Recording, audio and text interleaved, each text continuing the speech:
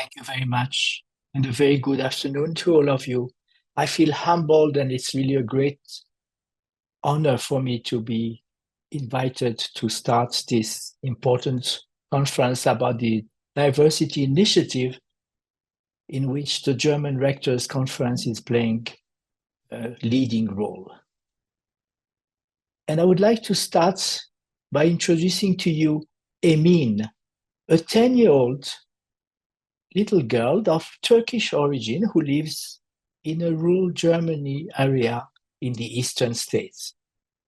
She has 4 brothers and sisters, and her mother is an illiterate widow who earns no more than 400 euros a month as a seasonal agricultural worker. I ask you, what are Emin's chances of becoming a successful engineer or a university professor?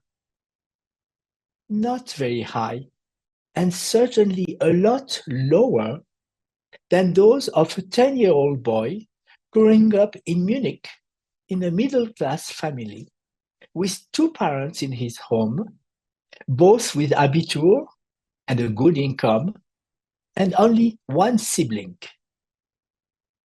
Many among the 2.8 million children who live at risk of poverty in Germany, like Emin, face difficult odds of achieving economic and social progress.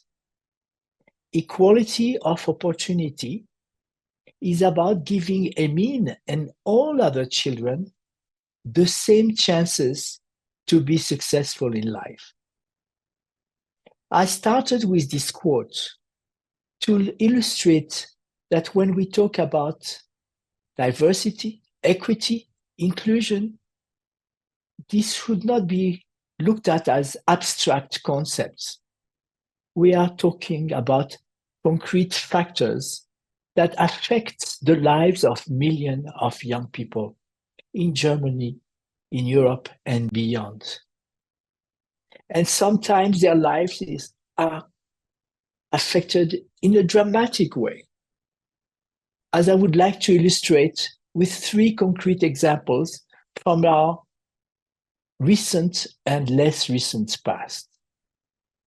In Mexico, 20 years ago, an 18-year-old young lady by the name of Elizabeth Delgado committed suicide because she had been denied access to university, even though she had good grades, but there were not enough positions. And as a result, there was a wave of suicides that year in Mexico from similarly disappointed students. Imagine if it were in the German context that students who are passionate about studying medicine but cannot access because of numerus clausus would start to commit suicide. This is what happened back then in Mexico. Second example, if we go back in the past, in the United States, you can see the picture of Autry Lucy.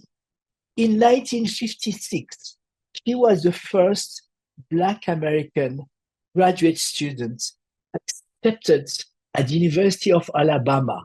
She was so happy. But when she arrived the first day to study there, the white students, male students, were incensed.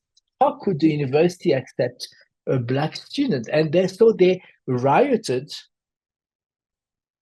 And as a result, what did the university do? Call the police to protect that Black student? No, they suspended her, and after 3 weeks, they just expelled her. And I'll finish with the other sad story of Clement King, another Black student who had the ambition of entering University of Mississippi in 1958. What happened to him? He was arrested, put on trial, and the judge decided to send him to a mental asylum, saying, surely he must be insane to think that as a Black student, he is eligible to enter a university.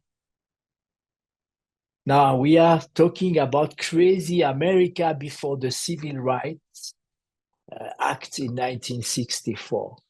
Surely on your side of the Atlantic, things were much better.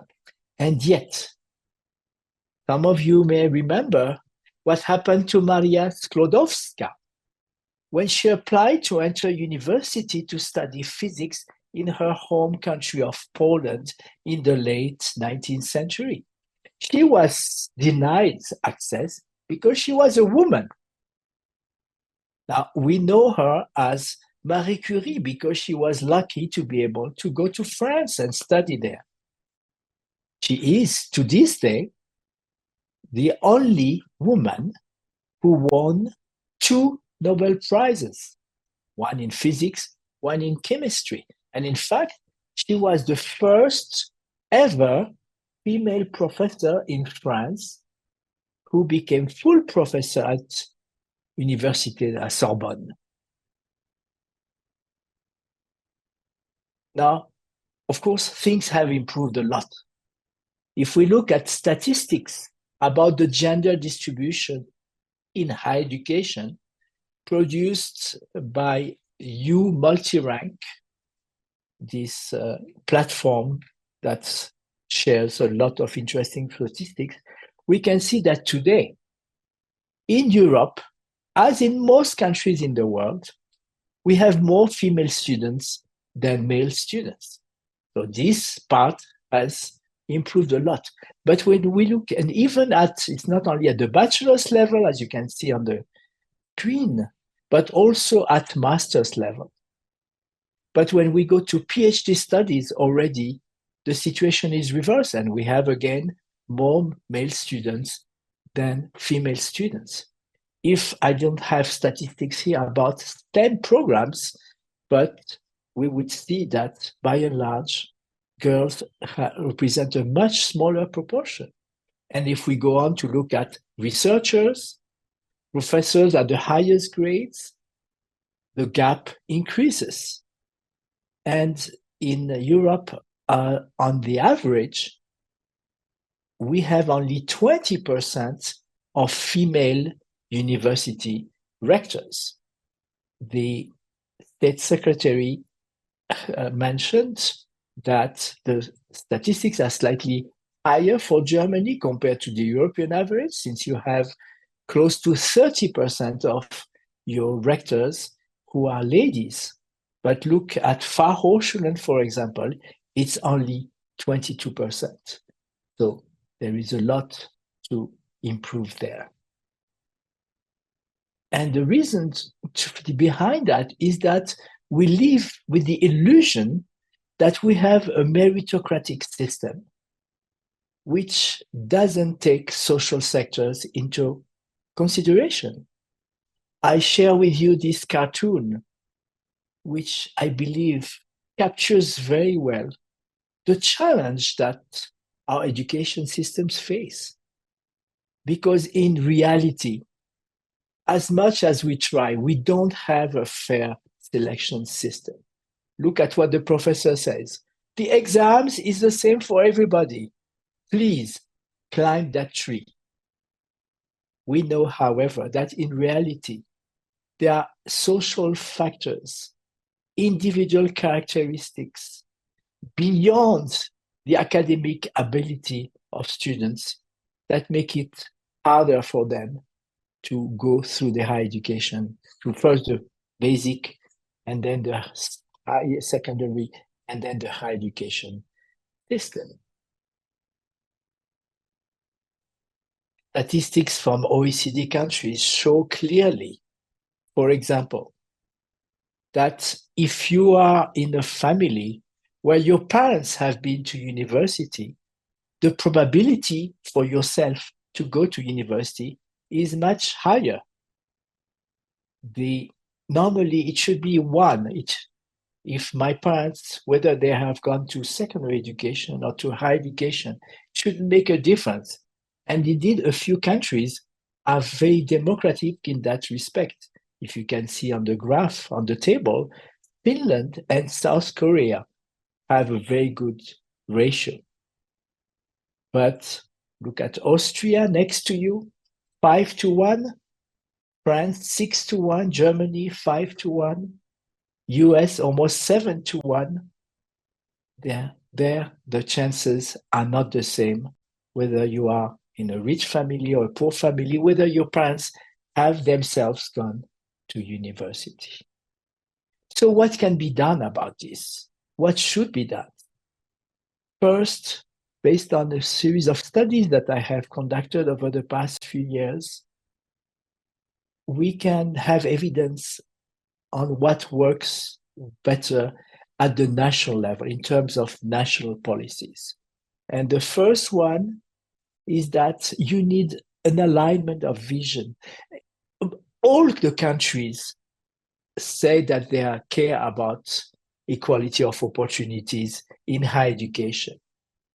But beyond the vision, do they have leadership? Do they have goals, targets, and policy instruments? And do they give budget to that?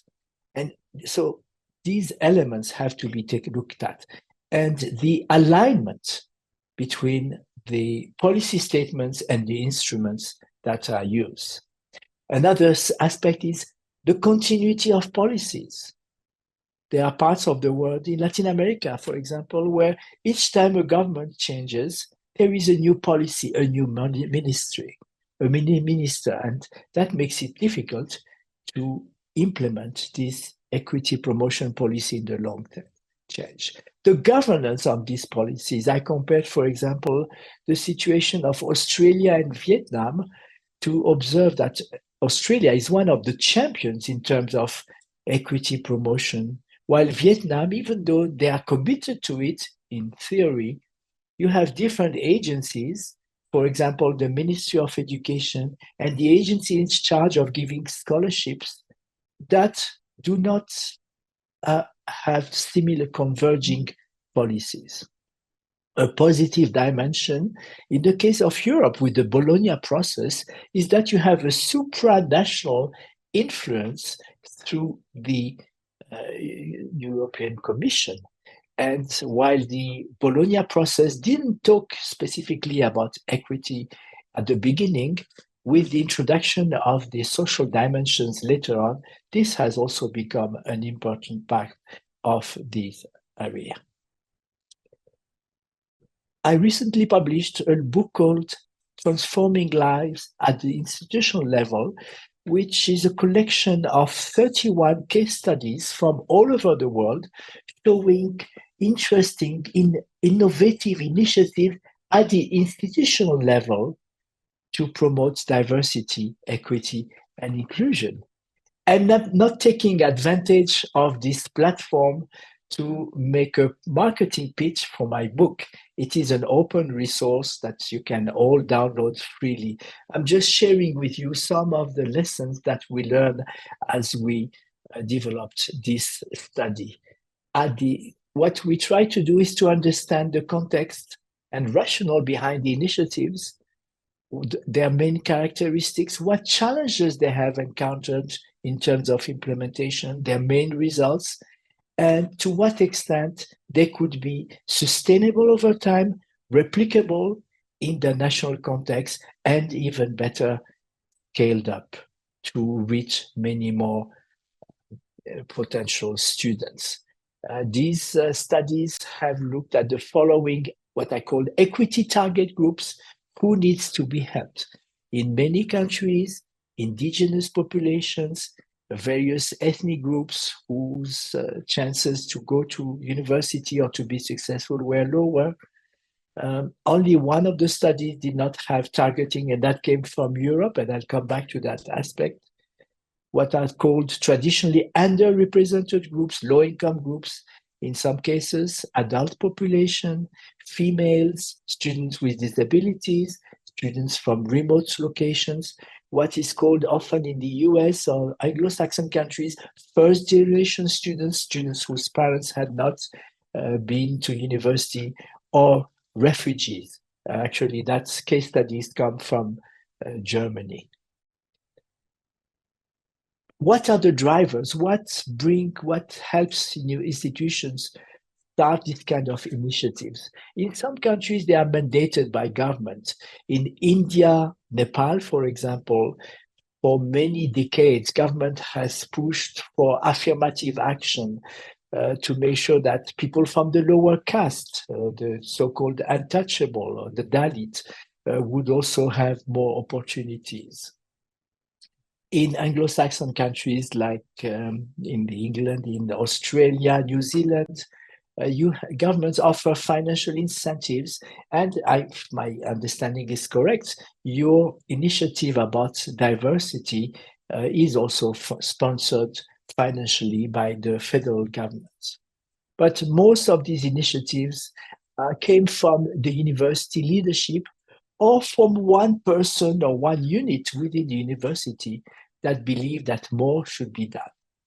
And sometimes you have cases where financial resources come from foreign institutions. One example in the case of Hungary, where a Dutch NGO offered resources to help the Roma population increase its education opportunities. In Africa, there is a foundation, the MasterCard Foundation, that has also been very active in promoting opportunities for female students, especially in STEM programs, but also for students with disabilities.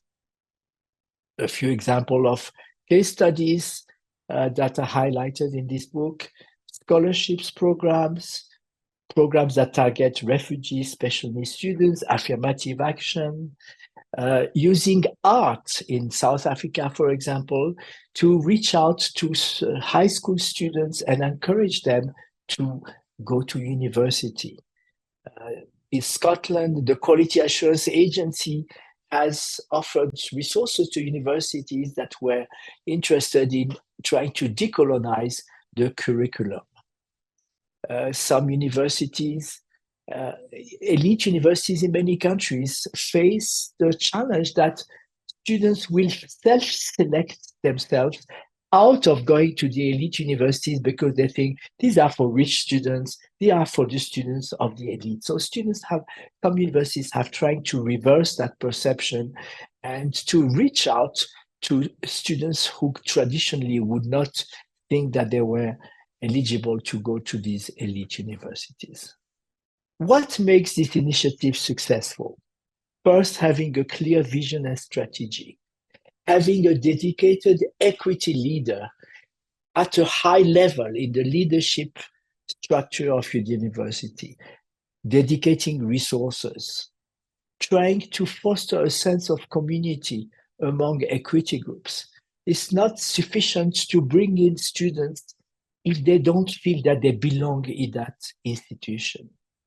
And it should not be only efforts from one unit dedicated to equity, but it should be mainstreamed. Improving gender equity is not only the main concern of the gender equity unit in that university. It has really to be something that everybody within the institution is committed to. Having partnerships with local institutions and businesses can help bring additional resources, opportunities for internships, etc. And I want to insist on the importance of having a good information system and surveys so that you know the needs of the target groups. You can have feedback on whether your measures are working or not. You can take corrective actions and evaluate impact. And that's a very big challenge in some countries, and I believe including Western Europe countries like Germany, like France, because you have a philosophical and sometimes legal limitation to, because we assume that we are a democratic country, that we have a universalistic approach, and we feel it's not good to try to identify specific groups like ethnic groups. But that's a challenge, because if you don't have statistics, you will not be able to measure what is happening to these groups. Recently in France, a survey was done sending out CVs of graduates with the same diploma, with the same program achieved. The only change in the CVs that were sent to employers was the names. So if we send Jacques Dupont, if that's one CV, that will have one reaction. If you send with my name, Jamil Salmi, with an Arab connotation, they found out that the results, employers would invite students who were assumed to be white French people, would get better results, be invited, offered jobs, or invited to interviews than students possibly of African or Arab origin. I don't know if this kind of experience has taken place in Germany, but this issue of data is very important. What are some of the implementation challenges? Countries can have a very favorable environment, like your initiative in Germany, showing that the government thinks that diversity is important, but in other contexts, we have seen Hungary is one example where there is hostility against this kind of initiative. Institutional autonomy is important. I have already mentioned negative self-selection from students who assume that they are not fit to go to top universities. And it's also important to recognize and support individuals' own definition of success. I worked recently with the government of Panama. They wanted to establish a university for indigenous students. And the first step was to say, no, this is not going to be a university for indigenous students. It's the University of Indigenous Students. New Zealand has done it very well in trying to offer opportunities to its Maori students by using their own definition of what success means. Sustainability, replicability, and scalability depends on continuity of the teams within the university, the availability of resources, and some of the case studies documented in the book, for example, from Chile and Brazil, were very interesting because the government recognized that one initiative at one university was so important that they deserved to be funded and available to all universities in the country. What are some of the conclusions that can be drawn from what is available in terms of knowledge about successful initiatives? First, we see that there are regional differences across the world. Anglo-Saxon countries like Ireland, Scotland, Australia, and New Zealand that I mentioned think that equity is very important and are prepared to target different groups in society. In Western Europe, as I mentioned, it's more difficult to target. Mainly when we talk about diversity, we talk about gender balance, which is very important, of course, but less about what is the differences in terms of low-income students, different ethnic groups, students with disabilities. In Asia, this is less of an agenda. In the former socialist countries of Eastern Europe, there is this assumption that because the system is built in a meritocratic manner, there are no differences. Everybody is treated equal. It's not important to look at that. In Latin America, there is a strong tradition of institutions doing something about the equity and diversity agenda, much less so national governments.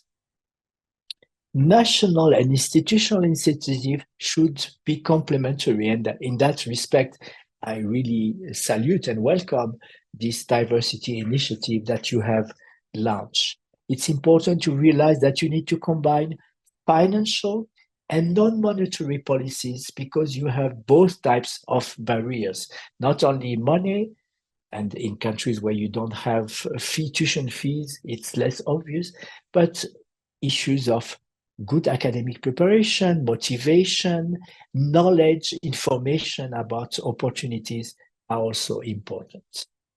I've already mentioned this issue of data. It is also important to capture what is called intersectionality, recognizing that we don't have only one characteristic, not only about being a woman or a man, but also it could be a woman from a poor family, a woman with disability, a woman from African background will have face more difficulties than a white woman, for example. And unfortunately, these dimensions of intersectionality is not well captured in data. Here I'm showing information from statistics from Australia, and it's very striking to see that if you start to use this filter of intersectionality, it's much more complex. So probability of graduating in undergraduate studies in Australia is 72%.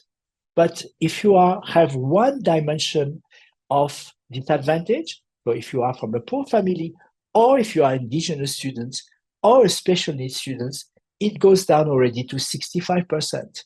If you have two dimensions, 59. If you have all four dimensions of disadvantage, namely that you are an indigenous student from a low-income family, from a remote region, and you have a disability, it goes down to 35%. And it's not only about your probability of graduating, but also what will happen in the labor market. And here again, while if you don't have a disadvantage, your probability of employment is 85%. If you have two factors of challenge, it goes down already to 72%. And the last point perhaps is that it's very important to think in terms of the continuum. Very often when you reach university, it's sometimes perhaps too late because the pipeline. So for example, if you want to increase women in science, if you don't have enough girls motivated and competent, prepared when they finish high school, you will not be able to improve the situation at university level. So we need to look at the continuum and understanding that it starts at home. A friend of mine, Professor Bruce Chapman from Australia, who is the father of the income contingent student loan scheme in that country, half jokingly but half seriously said that it all starts at home. And if you want to improve your opportunities in life, you should choose your parents very well, because that's where it starts. These pictures, which were shown in the New York Times during the pandemic, compare these two young ladies who were studying at the same very well-renowned university in Pennsylvania. But the one from the right had a scholarship, so no financial barrier. But when the pandemic started, they went back to their house. Look at the posh house on the left. And on the right, this student now is helping her parents because they have a food truck. Do you think they will have the same results? Certainly not. So it's the whole continuum. What happens at home, in primary school? Are you able to build bridges for access to higher education? Are you keeping them and making sure they are successful? And they will have the same opportunities in the labor market, and also in terms of lifelong learning. Today, it's not only the experience at university. We have to move away from the traditional approach where we go to university and that's it for the rest of your life. No, we now have a longer lifespan and opportunities for diversity, for equity, for inclusion needs to take this dimension into consideration. And we need to think about new themes of research when we look at diversity. I have already mentioned beyond access and completion, the transition to the labor market, intersectionality and cumulative effects, resilience when we have crises like the pandemic. And we're talking a lot about the green transition to fight climate change, but these new jobs in the digital and the green economy, will they be only for everybody or mostly for man? So we have to take that into consideration. And also there is a dangerous backlash against these issues, especially in the United States, but also in Europe, even in where we see exclusion of targeted groups. Remember that in Afghanistan 2 years ago, the government decided that half of the population, all girls, will be denied education. In the US, in many states, there is now efforts to shut down programs that promote diversity and inclusion. And generally, when there is now the word, when you look at the word woke as an insult to try to set back all programs that try to introduce social justice in higher education.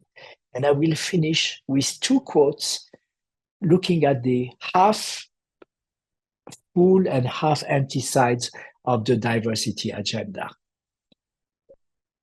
In many countries still, we have this challenge that equality of opportunity is, as Professor Turner in England used to write, the impertinent courtesy of an invitation offered to unwelcome guests in the certainty that circumstances will prevent them from accepting. But if we look in the positive way, as your initiative is trying to do, we recognize that diversity is a fact. If you look at society today in Germany, you have a very diverse society. Equity is a choice. It's a policy decision. Inclusion is an action, and you will be successful if belonging is the outcome, that all members of society feel that they belong in university. And we have time for some questions. So far, there has been one remark, and I read it to you. Danke für den Hinweis auf die meritokratische Erzählung, die nichts mit der Realität zu tun hat und nur dafür sorgt, dass das existierende System bestehen bleibt an deutschen Hochschulen noch sehr ausgeprägt. Also das Thema Meritokratie, das Narrativ von Meritokratie ist an deutschen Hochschulen dem oder der Kommentierenden zufolge immer noch sehr ausgeprägt. And when you talked about wokeism and the backlash that is going on also in the German debate right now, do you have any advice how to deal with it in the debate? Because we have those debates, as you know, in Germany as well. So how can institutions of higher education, how can we all in the debate deal with that successfully? This is one of the most difficult challenges that we face today, because we are dealing with very hot issues. We are dealing with increasingly polarized societies. And I think it touches the essence of Germany. Are we capable to debate ideas that could be very far apart in a civil way? And we have to remember that the essence of universities is the search for the truth, historical truth, scientific truth. The State Secretary, if I understood correctly at the beginning, mentioned that one of the challenges also about science. We remember during the pandemic, this all of the sudden, something that we took for granted, that it's good to have your children vaccinated, was questioned. If we, it scares me to think that the speaker, the lead person in the Congress of the United States, is a person who doesn't believe in many important dimensions of science. And if we come to the woke agenda, to this issue of social justice, how can we maintain within our universities the reliance on scientific arguments, on historical facts, and how can we moderate a debate that remains civil? I've seen articles in the German press against the promotion of gender equality coming from certain parts of German society, this is very scary because we don't want to go back to the dark past that I try to illustrate with the pictures about the United States several decades ago. Thank you so much. Sie sind herzlich eingeladen, Fragen, Kommentare einzubringen. Ansonsten werde ich noch ein, zwei Fragen erstmal stellen. Ich fand Ihren Vortrag, I really found it very interesting, your presentation, especially also on the point of data and monitoring. This is an interesting point because German policy in general is not very good at monitoring or at keeping certain data or collecting certain data. And sometimes one could come to the conclusion we don't want to know, because if we knew, we had to do something about it. Is that something you would agree with, that sometimes politics don't want to know? It's very, I think sometimes I hope it's not because we don't want to know, and I would hope it's because we are ignorant. Many years ago, I was at a meeting in a distinguished German university, and the leadership team was reporting on the extremely positive progress they had made in bringing in more female students, especially in non-traditional female topics like engineering, and they were very proud of their good results. And I congratulated them, and I said, "And what are your statistics about students from Turkish origin? Because you have an important Turkish community in Germany." And there was embarrassed student silence, and then they had to recognize, this is a good question, but we don't have a clue, because we don't have a system of statistics to follow up which proportion of immigrant worker or students from immigrant origin are in our universities. So yes, this issue of having the right data is very important, because if we don't know how good or bad the situation is, we cannot take corrective actions. We cannot measure whether we are making progress or not. There's a question from the audience that comes right into that. Wie können wir mit dem Spannungsfeld zwischen dem Wunsch nach mehr Daten zu Diversität und Diversitätskategorien umgehen auf der einen Seite und dem legitimen Wunsch nach persönlichem Datenschutz auf der anderen Seite? Also wie können wir how can we find a balance between those two? Well, we have to respect, of course, the privacy of people, but at the same time, you can do surveys which are anonymous to find out what is happening. And I think there is a recent initiative by a German NGO to conduct Africa census. I think they were helped by one of your universities from a technical point of view. And in 2020, there was a survey of people from African origin. I believe that there are today in Germany 1 million people who can claim connection to the African continent.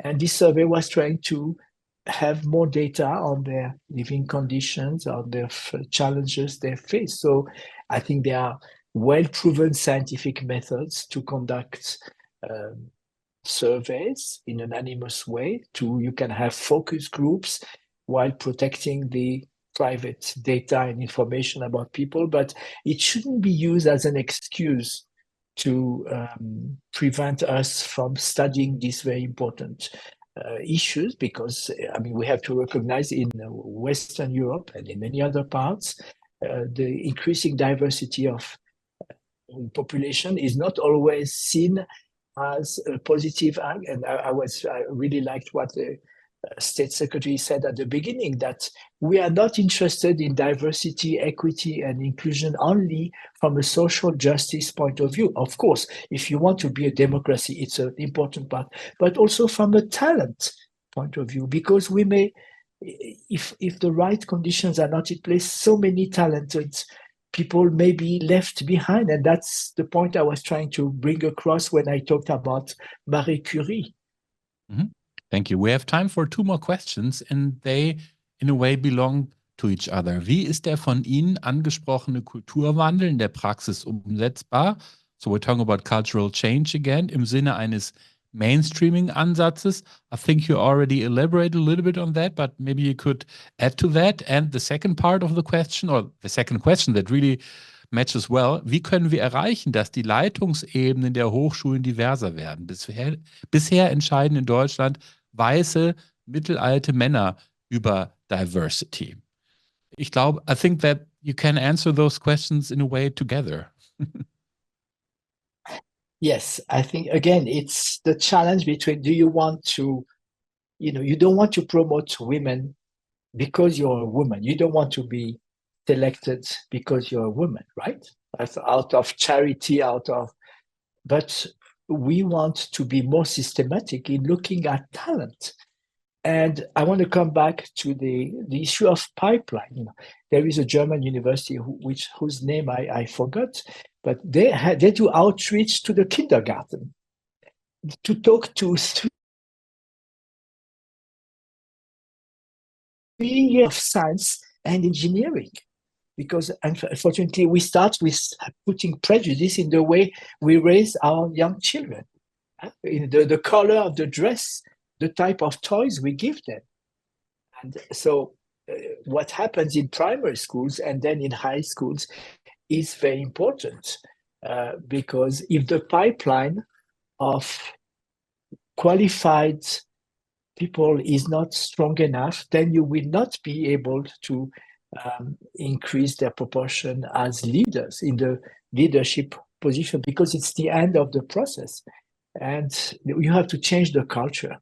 It's no accident when you look at the statistics on the proportion of female rectors or female university presidents in Europe, that Southern Europe, Spain, Italy, France, and even Germany and Greece have much lower proportion than the Scandinavian countries that have a long tradition of more egalitarian education systems on all aspects. Thank you so much, Professor Salmi. Vielen Dank noch einmal, dass Sie heute mit dabei waren. All the best to you. Thanks so much.